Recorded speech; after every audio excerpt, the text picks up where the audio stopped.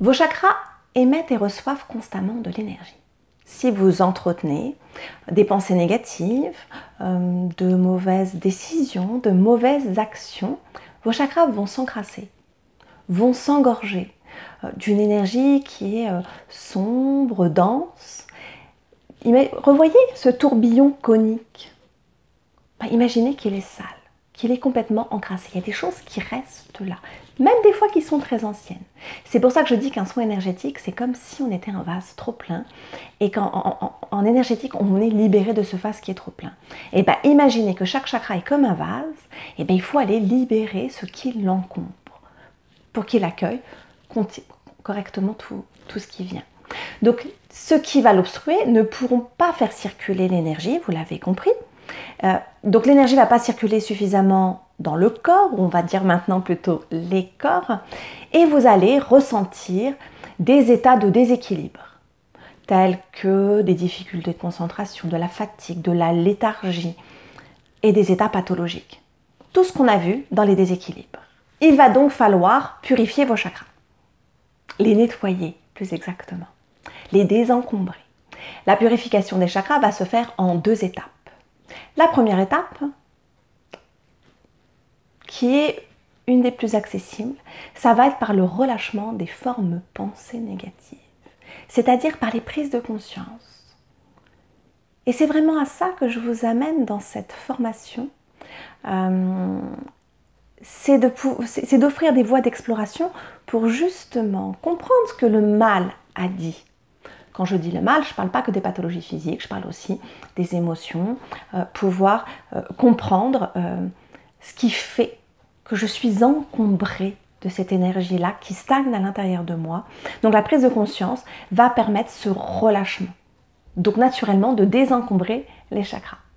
Et après, vous avez des techniques, différentes techniques énergétiques qui vont le permettre parce que des fois, ça ne suffit pas. On ne peut pas toujours faire les choses seul. Donc le magnétisme est une très très bonne technique, il existe également le Reiki et certainement d'autres. Les minéraux vont l'apporter, mais pas autant que le magnétisme. Mais en tout cas, vous allez pouvoir entretenir. J'ai envie de dire que toutes ces petites techniques, telles que les minéraux, les mantras, la visualisation, sont un bon entretien. À la limite, si vous faites un auto-soin comme ça, après avoir vécu quelque chose, quand c'est encore frais, oui. Par contre, quand c'est un peu ancien, quand c'est un peu un cumul, il n'y aura pas plus efficace, à mon sens, que le magnétisme. Ensuite, nous allons devoir rééquilibrer les chakras. Le rééquilibrage va permettre d'harmoniser la vitesse de rotation pour ne plus être dans l'hyper ou l'hypo, être dans les excès, comme on l'a vu. Vous vous rappelez que les chakras sont comme des cônes qui sont plus ou moins ouverts. Ok. Et ben, l'équilibrage va permettre, pareil, qu'il y ait une harmonie de l'élargissement de ces chakras, de manière à ce que tous les chakras soient à peu près de la même taille, dans la même ouverture, pour obtenir cette harmonie. Ce qui va contribuer du coup à ouvrir le flux énergétique. L'énergie circulera mieux, aussi bien de l'intérieur vers l'extérieur que de l'extérieur vers l'intérieur. Ce qui va amener tout simplement à une ouverture au monde, mais pareil, une ouverture au monde extérieur, mais également à son monde intérieur.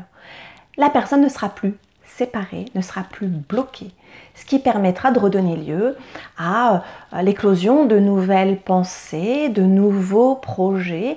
Elle va surtout retrouver du mouvement dans tous les aspects de sa vie que l'on a détaillé dans le descriptif de chaque chakra.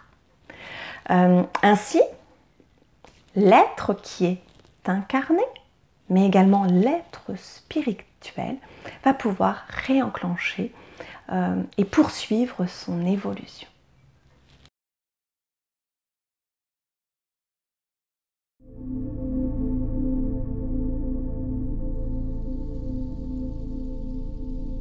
Oui.